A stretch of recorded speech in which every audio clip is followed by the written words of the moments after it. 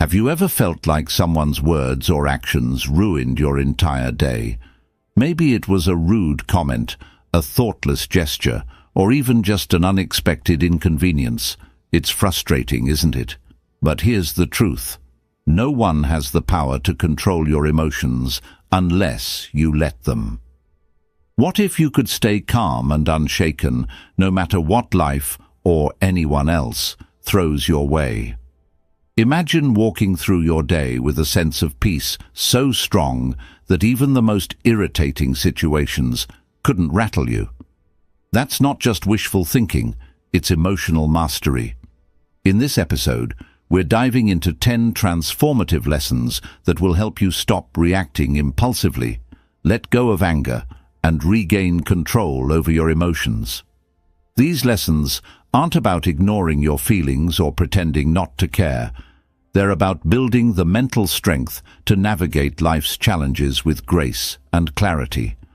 Whether it's dealing with criticism, setting boundaries, or learning to let go of grudges, you'll discover practical tools to protect your peace and live with confidence.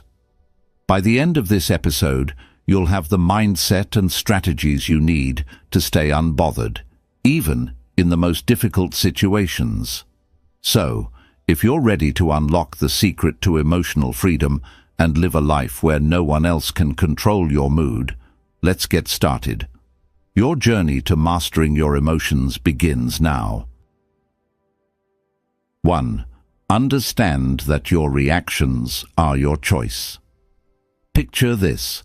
You're in the middle of a peaceful day, maybe sipping coffee or walking through the park, when suddenly someone says something rude or inconsiderate. Your calm vanishes, replaced by anger or frustration. You think, why did they ruin my day? But here's the truth. They didn't. You did. Your emotions are your responsibility, not theirs, not anyone else's. No one has the power to control how you feel unless you hand that power to them. Think of it this way. The world can throw challenges at you, but only you decide how to react. Let me offer a fresh perspective. Imagine you're wearing noise-cancelling headphones in a busy city. The chaos of honking cars and loud conversations doesn't disappear. It's still there, but it doesn't reach you. Mastering your reactions works the same way. You don't have to let the noise of other people's behavior invade your peace. A wise thought captures this beautifully. Between stimulus and response, there is a space. In that space lies our power to choose our response. In our response lies our growth and our freedom. When someone cuts you off in traffic or criticizes your work unfairly, it's easy to blame them for your anger. But what if, instead of reacting, you paused?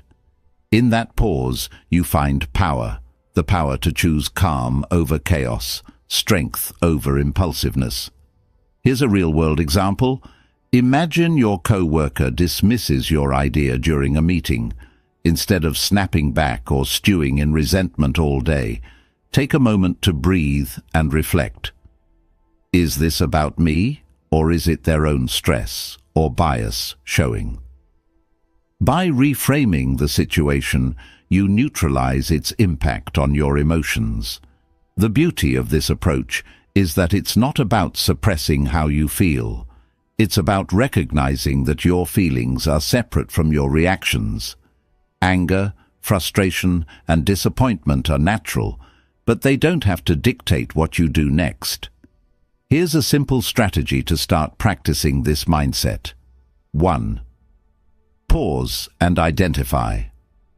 When you feel triggered, pause and name the emotion you're experiencing. Anger, hurt, irritation. This breaks the automatic reaction cycle. 2. Ask questions. Reflect on why you're feeling this way. Is it because of what happened or your interpretation of it? 3. Choose your response. Decide how you want to act based on your values and long-term peace, not the heat of the moment. Imagine the freedom of walking through life unbothered by others' actions. The rude stranger, the thoughtless remark, the minor inconvenience. All of them lose their grip on you when you take control of your reactions. In every moment, you have a choice. You can let others dictate your emotions, or you can reclaim your power and protect your peace. The next time someone tries to push your buttons, remember, their behavior doesn't define you. Your reaction does. And in choosing calm, you gain not just emotional mastery, but true freedom. 2. Stop expecting people to behave like you. But when you find yourself in need, they're nowhere to be found. Disappointment washes over you and you think, how could they be so inconsiderate? I would never treat them this way. Here's the hard truth.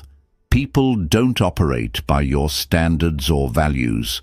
They act based on their own.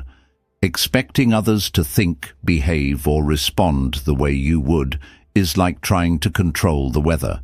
It's impossible and only leads to frustration. Think of it this way. Each person is walking their own path, shaped by their experiences, beliefs, and priorities. When someone does something that annoys or hurts you, it's often not a reflection of you. It's a reflection of them. Trying to change or control their behavior only leaves you feeling powerless. Instead of focusing on how others should act, focus on accepting them as they are. Let me give you an example. Imagine a co-worker who constantly interrupts during meetings. Instead of seething with frustration or trying to teach them a lesson, recognize that their habit has nothing to do with you. By letting go of the expectation that they'll change, you free yourself from unnecessary emotional turmoil. A wise thought sums this up perfectly. Expectations are the root of all suffering. The less you expect others to behave in a certain way, the more you protect your peace.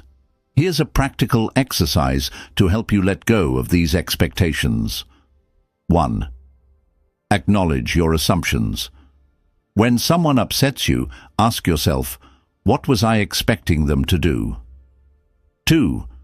Challenge that expectation. Reflect on whether it's realistic to expect someone else to act exactly as you would. Shift your focus. Instead of trying to control their behavior, focus on how you can respond calmly and maintain your peace. Think about how liberating this mindset is. The rude stranger, the forgetful friend, the inconsiderate co-worker. None of them have the power to disrupt your emotions unless you let them. When you stop expecting others to meet your standards, you take back control of your reactions. In the end, people are who they are, not who you want them to be. Accepting this truth doesn't mean tolerating bad behavior or abandoning your values. It means recognizing that your peace is too valuable to sacrifice for something you can't control. The next time someone disappoints or frustrates you, pause and remind yourself, they're acting from their nature, not mine, and that's okay, because I choose my response. By releasing those expectations, you gain freedom, not just from others' actions, but from the emotional weight they once carried. 3. Let go of the need to always be right. Think about the last time you got into an argument. Maybe it was over something trivial, like which route was faster, or something deeper, like a disagreement with a close friend or partner. As the conversation heated up, did you feel that strong urge to prove your point, to show them you were right? We've all been there, clinging to our version of the truth like it's a lifeline. But here's the thing, that need to always be right, it's exhausting and unnecessary. The need to win every argument or prove your perspective often stems from insecurity. It's as if being wrong threatens our worth or identity. But what if you could let go of that need entirely? What if you could approach disagreements with curiosity instead of defensiveness? A powerful thought to keep in mind is this: would you rather be right, or would you rather be at peace? Often, our insistence on being right creates tension, damages relationships, and fuels our frustration. On the other hand, letting go of the need to prove yourself allows you to preserve your peace and approach conflicts with understanding. Imagine someone accuses you of something unfair. Your instinct might be to defend yourself, to argue your case, or to point out their flaws in return. But what if you paused and asked yourself, is it worth my energy to prove them wrong? Will this argument change anything important in my life? In most cases, the answer is no. Here's an example. A friend might insist that their way of handling a problem is better than yours. Instead of diving into a debate, you could say, I see where you're coming from, and I respect your perspective. By doing this, you not only diffuse the tension, but also maintain your calm and avoid unnecessary conflict. The Taoist philosopher Lao Tzu offers timeless wisdom. He who is attached to his views will never grow.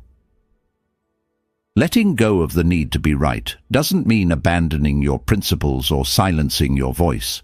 It means recognizing that not every disagreement needs a resolution in your favor. It's about choosing when to engage and when to step back. Here's how to start practicing this mindset. 1.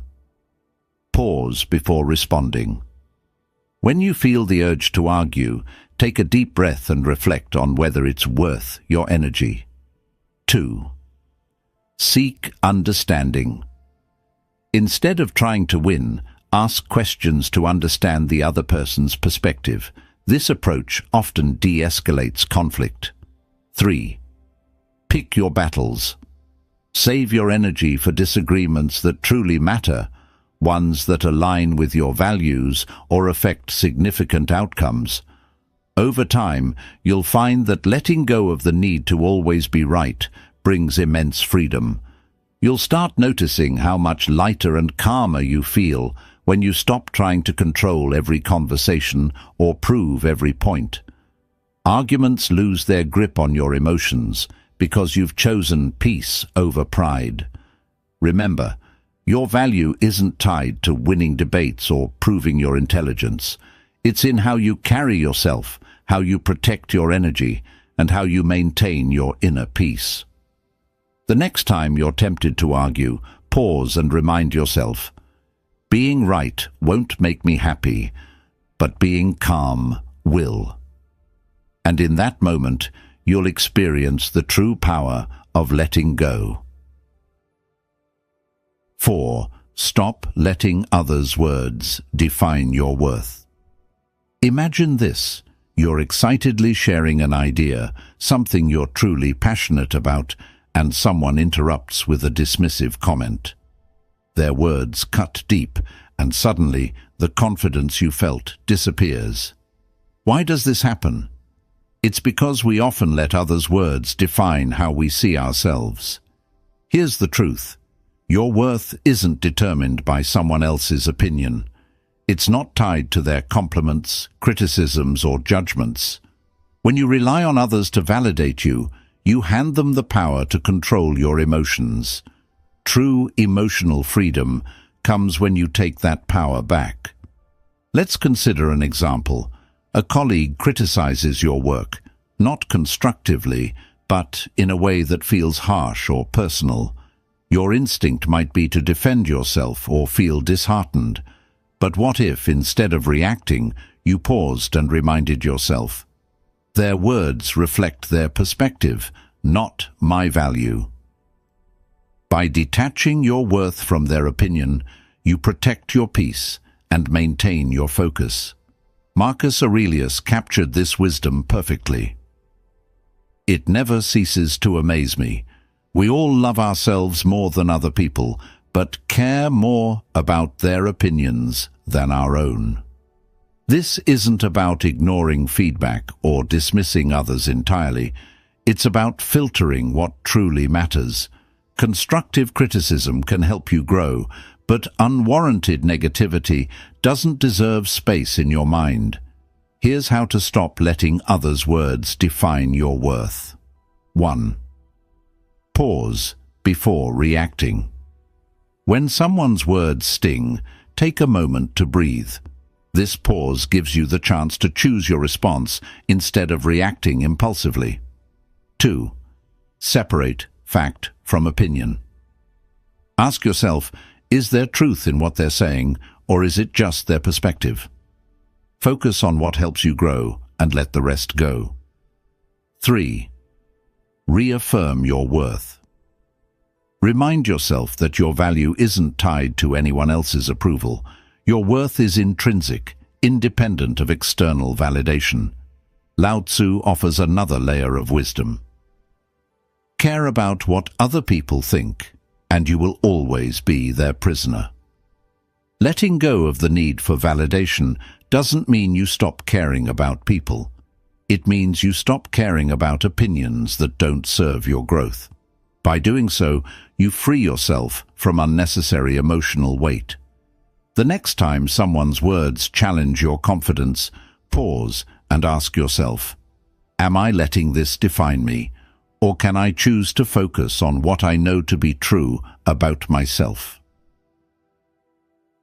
In that moment, you reclaim your power and remind yourself that no one's words can diminish your value unless you let them. True strength lies not in avoiding criticism, but in knowing your worth regardless of it. When you stop letting others' words define you, you create space for authenticity, confidence, and peace. And that's a life no one can take from you. 5. Protect your energy by setting boundaries. Picture this. A friend calls you in the middle of your busy day, asking for help with something they could probably handle on their own. Or perhaps a co-worker dumps a last-minute task on you, assuming you'll say yes. You feel the weight of obligation, but also the frustration of knowing this will disrupt your plans.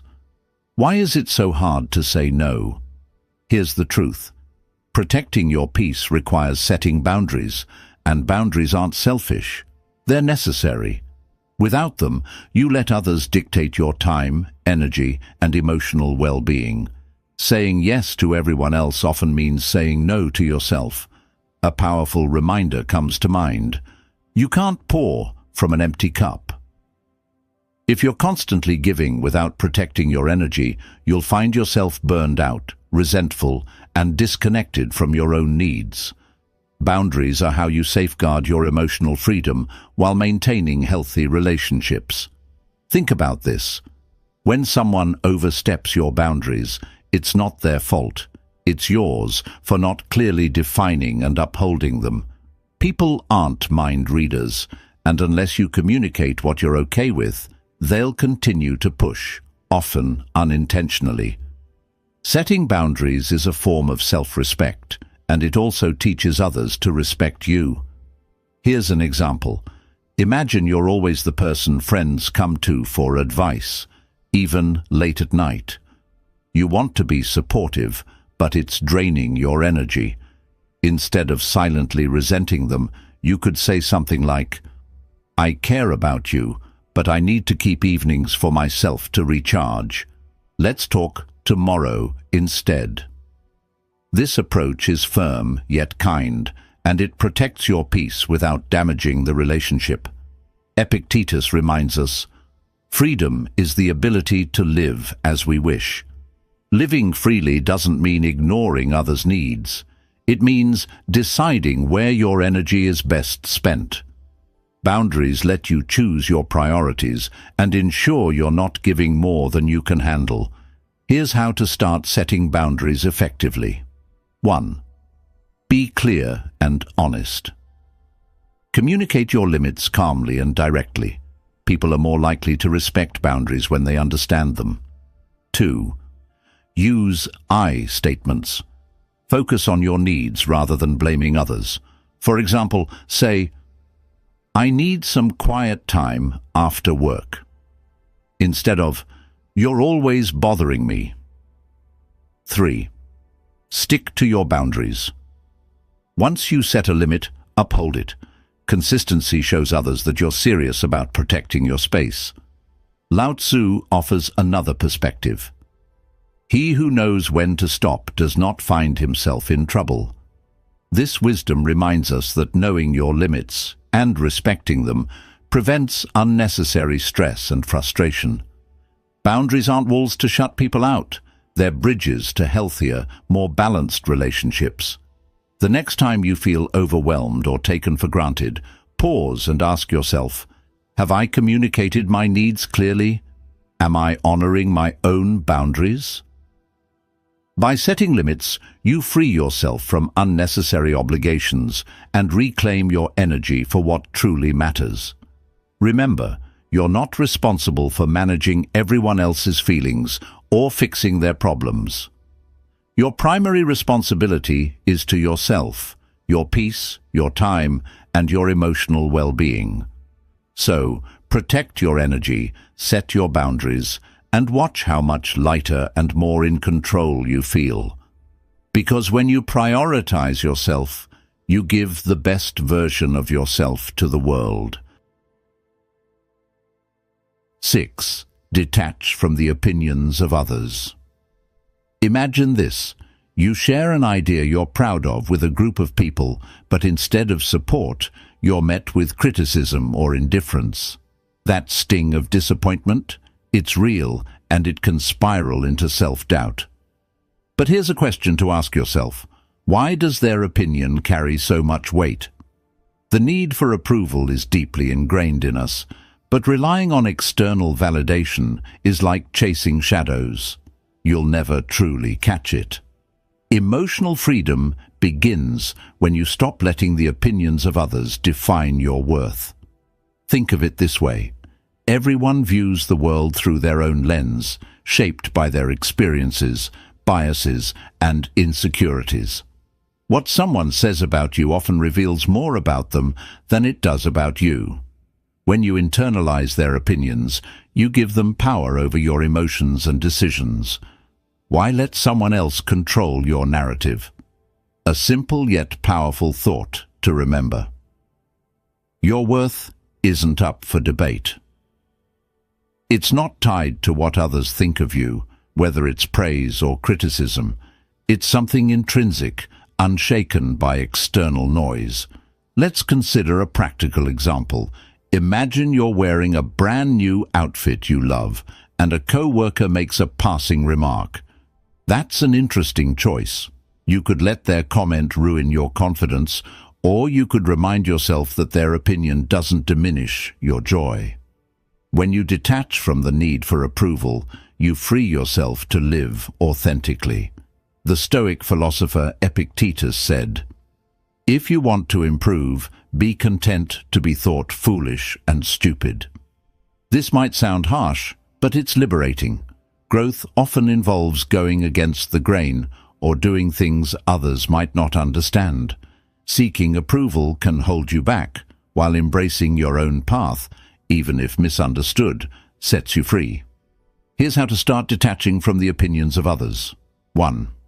Question their importance.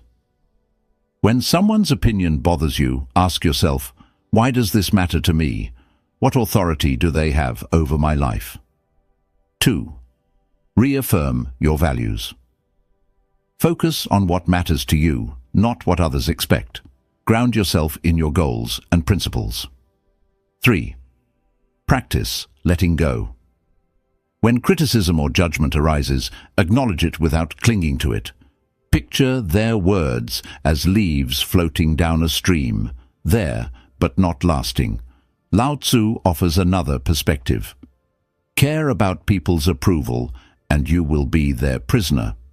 This doesn't mean ignoring feedback or isolating yourself from others. It means filtering out what doesn't serve you. Constructive criticism can help you grow, but unwarranted judgment, that's theirs to carry, not yours. Think of detaching from opinions like shielding yourself from bad weather. The rain may fall, but it doesn't have to soak you. By focusing on your own inner compass, you remain grounded no matter how others perceive you. The next time someone's words shake your confidence, pause and ask yourself, am I living for them or for me? By choosing to detach, you reclaim your freedom, protect your peace, and build a life that's authentically yours. Remember, your path is yours alone, and it's far too important to be swayed by fleeting opinions. 7. Respond with silence, not anger. Imagine this. You're in a heated argument. Someone says something hurtful or intentionally provocative, and you feel the anger rising. Your heart pounds, your face heats up, and your instinct is to fire back with a cutting remark. But what if, instead of reacting, you simply said, nothing? Silence is one of the most powerful tools you have when dealing with others' negativity. It's not about conceding or avoiding confrontation. It's about choosing calm over chaos. Responding with silence doesn't mean you're weak. It means you're strong enough to value your peace over the need to retaliate. There's wisdom in this. The less you respond to negativity, the more peaceful your life becomes. Silence speaks volumes. It says, I won't let your behavior control me. Let's take an example. Imagine someone at work undermines you during a meeting, trying to make you look bad in front of others. You have two choices: engage in a back-and-forth argument, or pause and respond with silence. By staying silent, you deny them the reaction they seek and maintain your composure, showing everyone around you who truly holds the higher ground. The Stoic philosopher Marcus Aurelius said, "The best answer to anger is silence." Anger often seeks fuel to keep burning, and silence starves it. When you choose not to engage, you're breaking the cycle of negativity and protecting your emotional well-being. Think of silence as a shield. It deflects the noise without pulling you into the fight. Here's how to make silence your go-to response in moments of provocation. 1. Pause before reacting. When someone says something provocative, take a moment to breathe. Silence creates space for clarity. 2. Listen without defending. Sometimes people just want to vent or be heard. Let them speak without interrupting or feeling the need to explain yourself. 3. Speak only when necessary. If a response is required, keep it calm, measured, and to the point. A Buddhist teaching reminds us, speak only if it improves upon the silence. This doesn't mean you suppress your feelings. It means you choose when and how to express them. Silence doesn't ignore the problem. It preserves your energy for moments where your voice truly matters. Think about how often we regret words said in anger.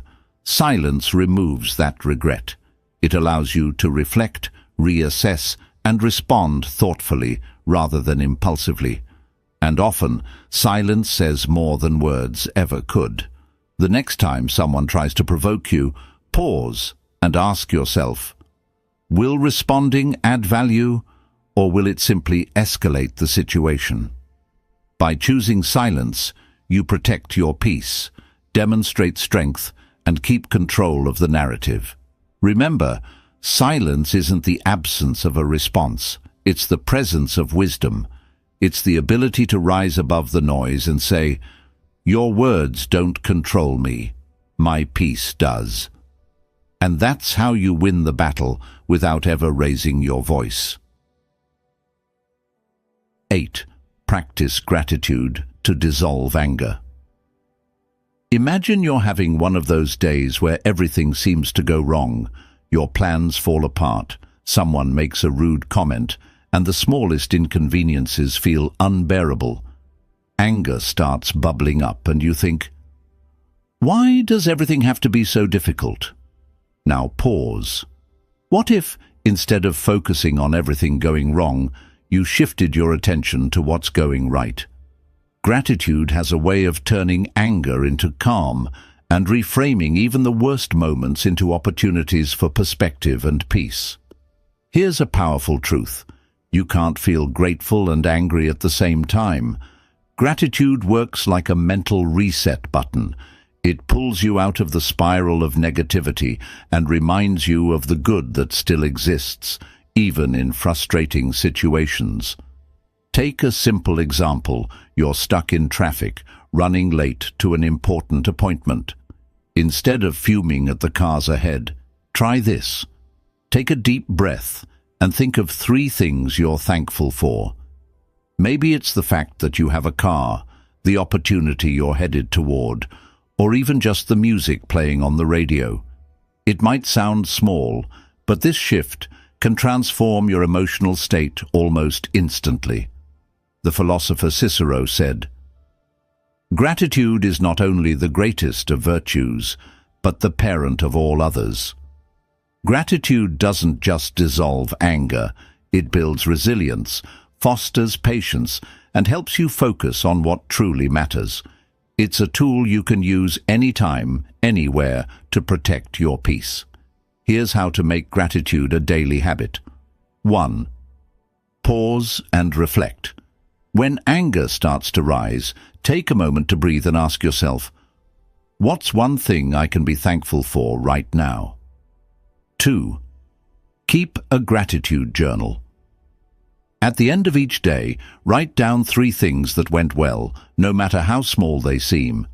This trains your mind to look for the positive. Use gratitude as a reframe.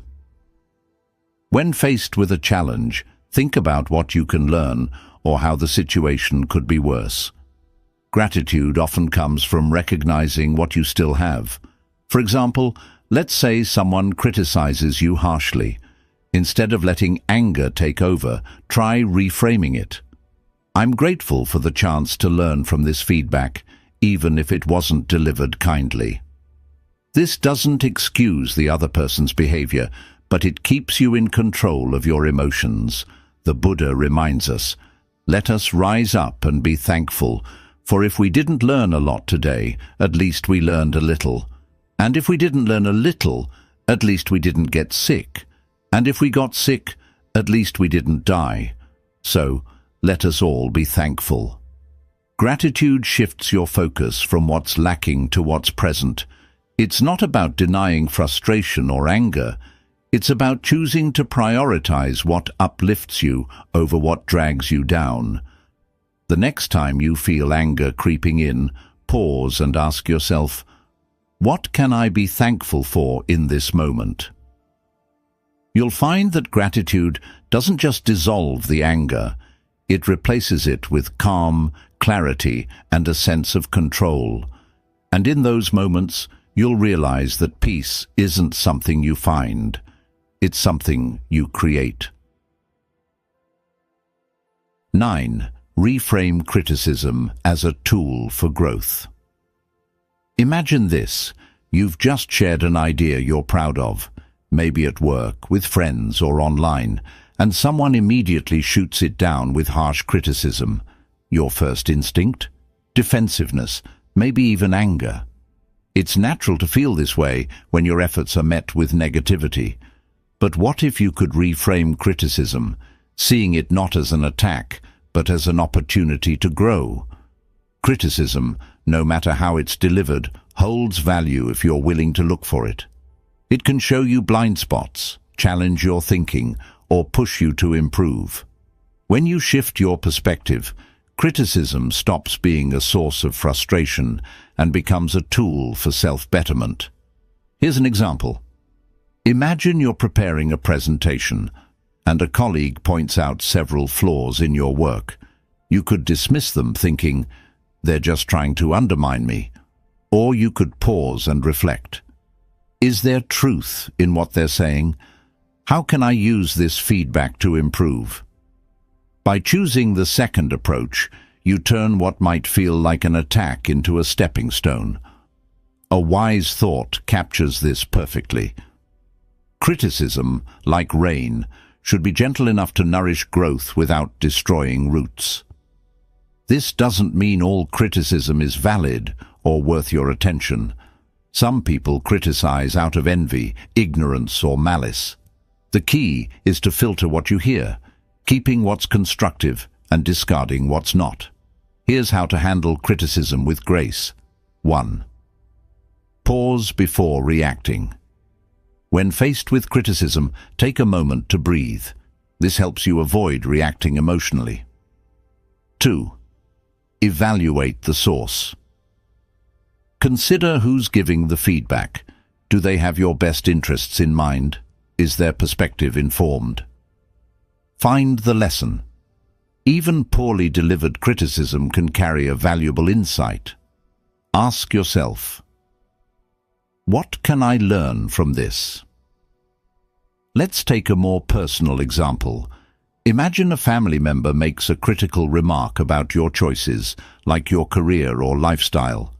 Instead of arguing or shutting down, you could say, "I hear your concerns. I'll think about what you've said." This response shows maturity and gives you the chance to reflect later without escalating the conflict.